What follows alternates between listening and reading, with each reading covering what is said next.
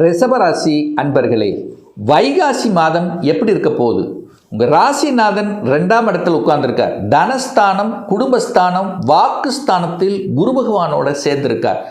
ராசியில் சூரியன் இருக்கார். அதாவது தன்னம்பிக்கைக்கு காரக கிரகம் சூரியன் இந்த மாதம் முழுவதும் உங்கள் ராசியில் இருக்க போகுது. அப்போது வெளிச்சத்தோடு இருக்க போகிறீர்கள். சூரியன் எப்படி உலகத்தை சுற்றி வருகிறதோ அதே போல் சுற்றி வரணுங்கிற தன்னம்பிக்கையோட அந்த அதிகாரத்தோட செயல்படக்கூடிய தன்மை இந்த மாதம் முழுவதும் இருக்குது. சூரியனை போல இருப்பீங்க, கெத்தாக இருக்கக்கூடிய தன்மை. கூட வேற புதன் இருக்கார். அறிவுக்கு காரக கிரகமான புதன் உங்கள் ராசியிலேயே உங்கள் தலையிலேயே உட்கார்ந்துருக்கார்.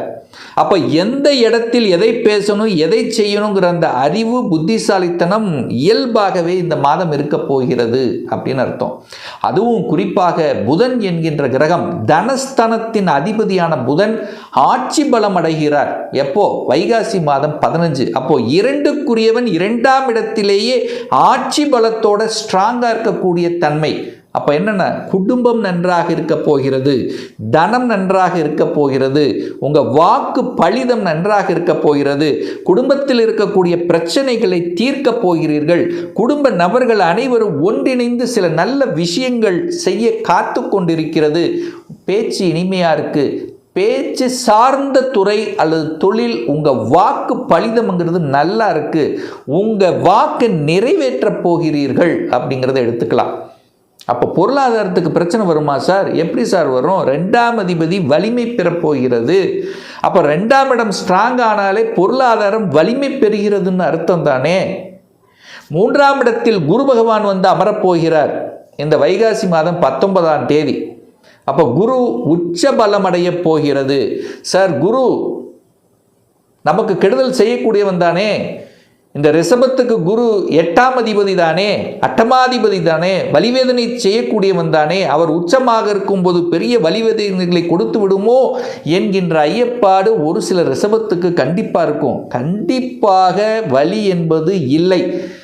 ஏன் இல்லைன்னு நான் சொல்கிறேன் அப்படின்னா, 8ஆம் அதிபதி தனக்கு 8ல் வந்து உட்காரப்போறார். 8க்குரியவன் தனக்கு 8ல் வந்து உட்காரும் போது வலியை அது உடைக்க போகுதுன்னு அர்த்தம். அப்போ என்ன? வலி இல்லை. வலிகளை கொடுத்து கொண்டிருந்த ரிஷபத்துக்கு இப்போ வலி நிவாரணம் அப்படிங்கிறது அர்த்தம்.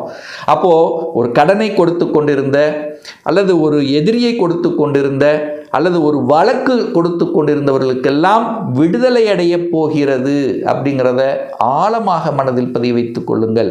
அப்போது சங்கடங்கள், வலி, வேதனை, துக்கம், துயரம், அசிங்கம், அவமானம் என்று சொல்லக்கூடிய ஒரு வலியைலோடு இருக்கக்கூடிய ரிஷபத்துக்கு இந்த குரு பெயர்ச்சிக்கு அப்புறம், அதாவது வைகாசி மாதம் 19ஆம் தேதிக்கு அப்புறம் அது நிவர்த்தியாகிறது. உங்களுடைய முயற்சியால், தன்னம்பிக்கையால் அப்படிங்கிறத ஸ்ட்ராங்காக நம்ம இந்த இடத்துல சொல்லலாம். 4க்குரியவன், சுகத்தை கொடுக்கக்கூடியவன் தான் சூரிய பகவான். அந்த சூரிய பகவான் உங்கள் லக்னத்தில் போய் உட்கார்ந்துருக்கு. அப்போ 4ஆம் இடம் என்ன? தாய். தாயை பற்றிய சிந்தனை உணர்வுகள் அதிகமாக இருக்கும். தாயை விட்டு கொடுக்க மாட்டீங்க. தாய்க்கு ஏதாவது நல்லது செய்யணுங்கிற எண்ணம் உங்களுக்கு மனசில் ஆழமாக விதைக்கும். அதே சமயத்தில் சுகத்தை கொடுக்கக்கூடியவன், வீடு வண்டி வாகனத்தை குறிக்கக்கூடியவன்.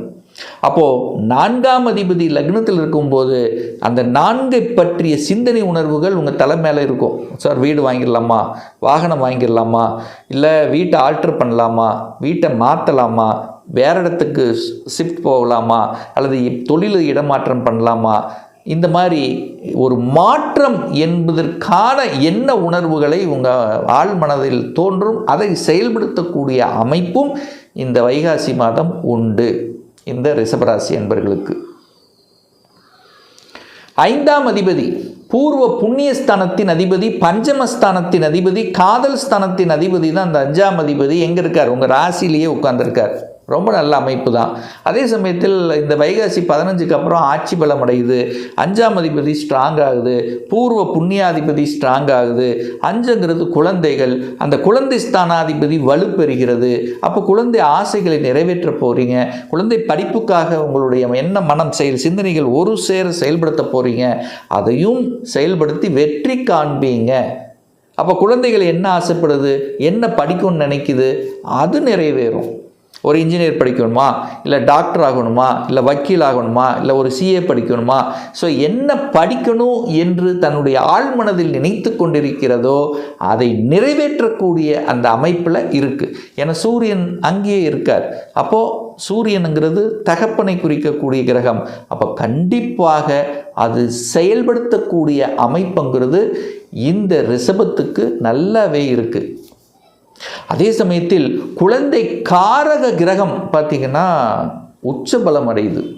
அப்போ குழந்தை காரகிரகம் உச்சப்படும் போது குழந்தைகளை பற்றிய எண்ண ஓட்டங்கள், சிந்தனைகள், அவங்க படிக்க வைக்கிறது, அவங்கள பற்றி தீர்மானம் பண்ணுறது, அவங்களுக்கான திருமண செலவுகள், அவங்கள பற்றி இந்த குழந்தைகளை பற்றிய அந்த எண்ண ஓட்டங்கள் கண்டிப்பாக அதிகப்படுத்தும்.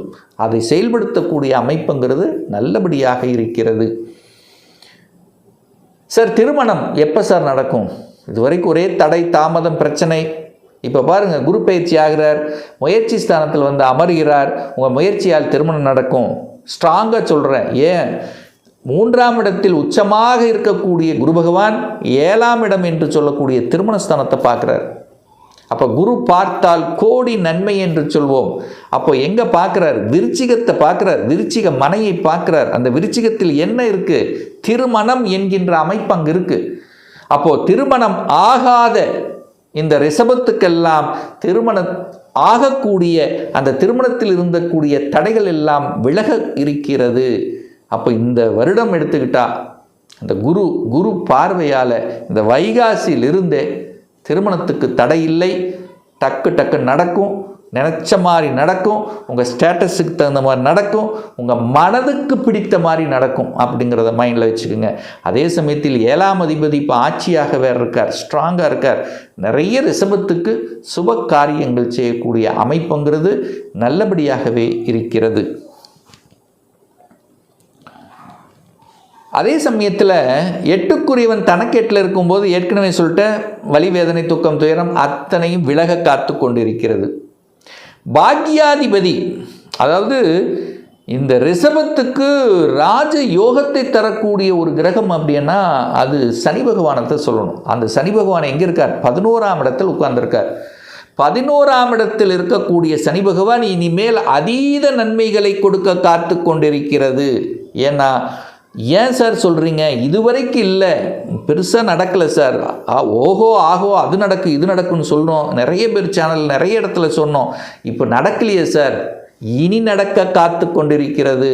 ஏன்னா 9க்கு 10க்குரியவன் 11ஆம் இடத்துல லாபஸ்தானத்தில் அமர்ந்திருந்தாலும் அந்த லாபஸ்தானத்தின் அதிபதியாக இருக்கக்கூடிய குரு பகவான் அந்த 11ஆம் இடமான அந்த லாபஸ்தானத்தை பார்க்கறதுனாலையும் அங்கே சனி பகவானை பார்க்குறார்.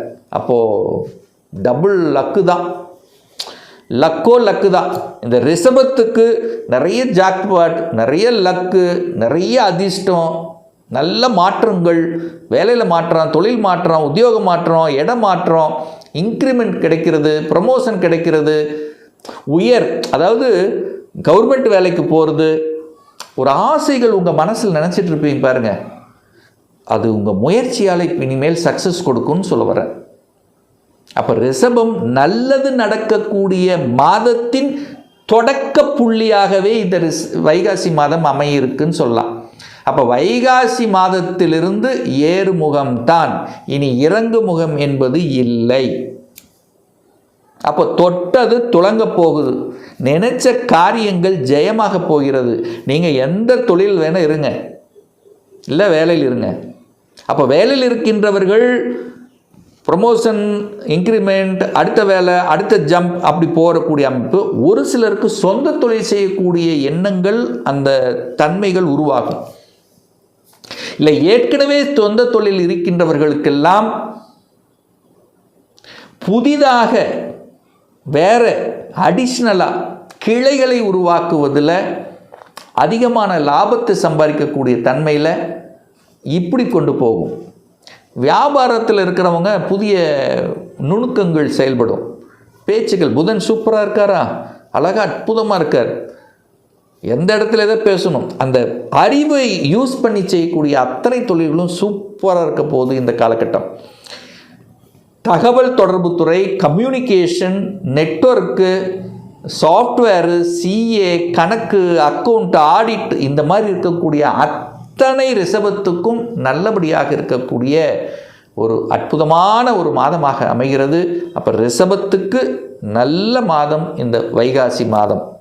இன்னும் ஒரு துல்லிய பலன், உங்கள் ஜாதகத்தில் கிரகங்கள் எப்படி இருக்குது, என்ன ஆதிபத்தியம் பெற்றிருக்கு, எந்த டிகிரியில் இருக்குது, இப்போ என்ன தசா புத்தி அந்தரம் சூட்சமம் நடக்குது என்பதை பொறுத்து நீங்கள் கேட்கக்கூடிய எந்த கேள்வியாக இருந்தாலும் சரி, இந்த 2026 சொந்த தொழில் செய்வதற்குண்டான கொடுப்பினை இருக்கிறதா, இருக்கக்கூடிய பட்சத்தில் எப்போ நம்ம சொந்த தொழிலை ஆரம்பிக்கலாம். இப்போ நான் +2 முடிச்சிட்டேன், எந்த கோர்ஸ் எடுத்து படித்தா நம்முடைய ஃப்யூச்சர் நன்றாக இருக்கும், 2026 எப்போ நமக்கு திருமணம் நடக்கும், எப்போ குழந்தை பாக்கியம் கிடைக்கும், எப்போ வீடு கட்டுவேன், எப்போ நமக்கு ப்ரமோஷன் கிடைக்கும், இது போன்ற கேள்விகளுக்கு துல்லியமான பதிலை நம்மால் கூற முடியும். ஒரு பர்சனல் கன்சல்டேஷன் எடுத்துக்கணும், ஒரு ஜாதகம் சுய ஜாதகம் பார்க்கணும் என்று விருப்பப்படக்கூடிய அன்பர்கள் டிஸ்பிளே தெரியக்கூடிய நம்பருக்கு வாட்ஸ்அப் மூலியமாகவோ ஃபோன் கால் மூலியமாகவோ தொடர்பு கொண்டு அப்பாயின்மெண்ட் பெற்றுக்கொண்டு நேரடியாகவோ அல்லது ஆன்லைன் மூலமாகவோ கன்சல்டேஷன் எடுத்துக்கலாம். நம்முடைய அலுவலகம் கோயம்புத்தூரில் அமைந்துள்ளது. அதாவது கோயம்புத்தூர்லேருந்து மேட்டுப்பாளையம் செல்லும் வழியில் வெள்ளக்கிணறு பிரிவு அன்னபூர்ணா ஹோட்டலுக்கு பக்கத்தில் அமைந்துள்ளது. பிரியர் அப்பாயின்மெண்ட் வாங்கிட்டு நேரடியாக கன்சல்டேஷன் எடுத்துக்கலாம். நிச்சயமாக இந்த பதிவு உங்களுக்கு ஏதாவது ஒரு ரூபத்தில் யூஸ்ஃபுல்லாக இருக்குங்கிறதுல எந்தவித மாற்று கருத்து இல்லை. நம்முடைய சேனலை நீங்கள் ஃபஸ்ட்டு டைம் பார்ப்பவர்கள் என்றால் மறக்காமல் சப்ஸ்கிரைப் பண்ணிக்கிங்க. பக்கத்தில் இருக்கக்கூடிய பெல் பட்டன் மற்றும் ஆல் நோட்டிஃபிகேஷனை கிளிக் பண்ணும்போது நான் போடக்கூடிய அடுத்தடுத்த பதிவுகள் உங்களுடைய நோட்டிஃபிகேஷனில் வந்து சேரும். மீண்டும் ஒரு நல்ல பதிவில் உங்களை சந்திக்கும் வரை உங்களிடமிருந்து விடைபெறுவது உங்கள் அஸ்ட்ராலஜர் டாக்டர் சதீஷ்.